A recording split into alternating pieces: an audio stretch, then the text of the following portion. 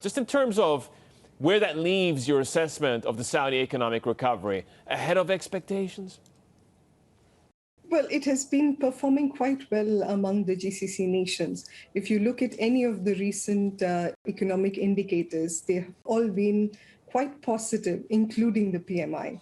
So if you look at unemployment rates, they've come down quite a bit in Q4 2020, with actually the most positive thing being that the female labor force participation rate has gone up to 33%. If you look at consumer spending, things are looking up. You have e-commerce transactions going up massively during the last few months. And overall, the public policy perspective and from a health policy perspective, Saudi has been doing quite well. And overall, what has been happening is there's been a push towards supporting private sector activity, which is a strong push from the government as well. So there have been PPP projects that have been announced in the past. There were around 6 so far this year. Some 40 more are expected between now and 2022. All this kind of bodes well for the economy and also for private sector economy, and that will push growth in Saudi. Athira, the other side, good to have you with us this morning. The other side of the coin is, of course, here in the UAE. A great deal of optimism has been built into the reopening, to the return of tourism. You've broken the tourism numbers down. We're waiting for that corridor to open to the Northern Hemisphere, which hasn't really happened in size and substance to the UK and elsewhere. Tell me your interpretation of the reopening tourist trade for Dubai. Is it as ebullient as some would say? Well, things are a bit in flux right now because India is one of the largest source markets for the UAE and Dubai in particular, with the restrictions related to COVID-19 and the flights being stopped. That's a massive hit on the tourism market here. But then there are, of course, others to fill the gap. If you look at the latest Dubai numbers for tourism, you would see that even though India is on top in terms of source markets for the first 4 months, you have other countries coming and picking up the slack. So you have Russia, France, a lot of countries from the Eastern and Western Europe that are picking up in the numbers recently. Now, hopefully the restrictions will not go for long, given that even within India, the states are kind of easing restrictions with the numbers going down recently. So, but the main thing is that you have a lot of domestic tourism, if I can call it, with lots of staycations and workations coming on. So that is providing some ease to the hospitality sector. And you're seeing some boost in terms of occupancy rates and revenues earned as well.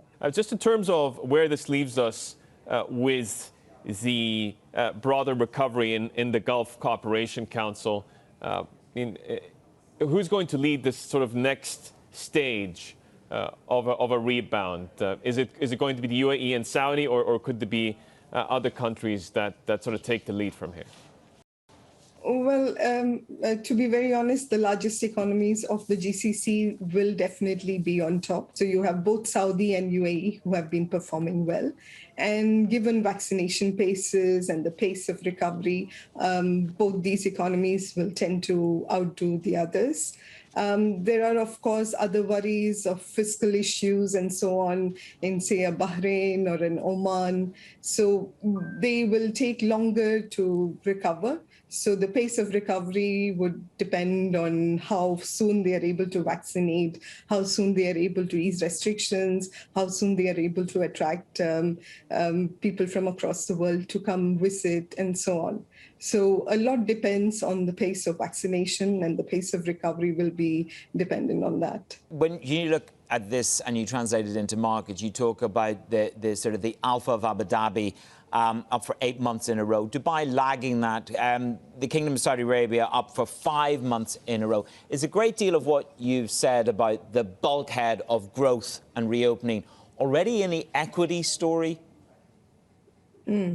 If you look at the market story, especially for Saudi, you would see that every month there has been a recovery. You have seen the oil prices go up quite a bit. So their story is intrinsically linked to the oil price. And for now, oil has been having pretty much a boom phase, if you can call it that. So with Brent touching new highs, 72, that's what I remember latest. Markets and in general, GCC markets, if you look at Abu Dhabi Securities Exchange, they're all pushing towards deepening their markets. They're introducing new products. ADX has even said that there could be potentially a derivatives market launched later this year. So they are trying to broaden their markets and increase liquidity in the markets. So we'll wait and watch how it goes. But overall, in terms of policy, they are giving the right push. And this would also increase privatization efforts and give support to the economy overall.